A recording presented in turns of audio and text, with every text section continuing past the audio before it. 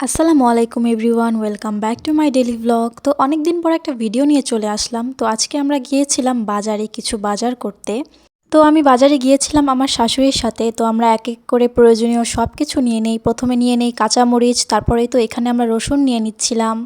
এইভাবে ঘুরে ঘুরে বাজার করতে কিন্তু ভালোই লাগে, বিষয়টা আমি খুবই উপভোগ করি।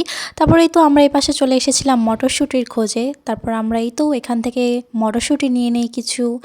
তারপর আসি শসা নিতে। তারপর এখান থেকে প্রায় ১ কেজির মতো আমরা শসা নিয়ে নেই। রোজার মাসে কিন্তু শসা, ক্ষীরা এগুলো অনেক লাগে। ইফতারিতে শসা, ক্ষীরা খাওয়া হয় বেশি, আর এগুলো খেলে কিন্তু পেট অনেক ঠান্ডা থাকে। তো যাই হোক, এখান থেকে আমরা শসা নিয়ে যাওয়ার পর এখানে একটু পেঁপে দেখি। পেঁপের দাম চাচ্ছিল ৮০ টাকা কেজি। তো তারপর এখান থেকে আমার শাশুড়ি ২ মুঠা ডাঁটা শাক নিয়ে নেয়। তো এভাবে ঘুরে ঘুরে বাজার করতে কিন্তু ভালোই লাগে। একটা সময় ঠিকই কাজে লাগবে এগুলো, যখন আমাদের নিজেদের সংসার হবে তখন কিন্তু এগুলো ঠিকই কাজে আসবে।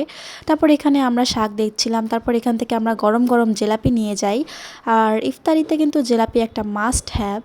আর জিলাপির থেকে বুরিন্দা আমার সবচেয়ে বেশি প্রিয়। আমি ইফতারিতে বুরিন্দা বেশি খাই। আচ্ছা, এই বুরিন্দাকে আপনারা কি বলেন, বুন্দিয়া নাকি বুরিন্দা? আমি কিন্তু দুটাই বলে থাকি। তো যাই হোক, তারপর এই পাশে আমরা দই নিতে আসি। আমার শাশুড়ি নাকি টক দই নিবে। তো এখান থেকে আমরা একটা টক দই নিয়ে নেই। আমি ভেবেছিলাম টক দইটা খেতে হালকা একটু মিষ্টি লাগবে, কিন্তু না, এই টক দইটা একদমই টক ছিল। যাই হোক, এটা একদম পিওর টক দই। তারপরে এই যে আমরা এখান থেকে কাঁচা পেঁপে নিয়ে নিই একটা। তারপরে আমরা চলে আসি লেবুর দোকানে। তো এখানে লেবু ৫০ টাকা ৬০ টাকা হালি চাচ্ছিল।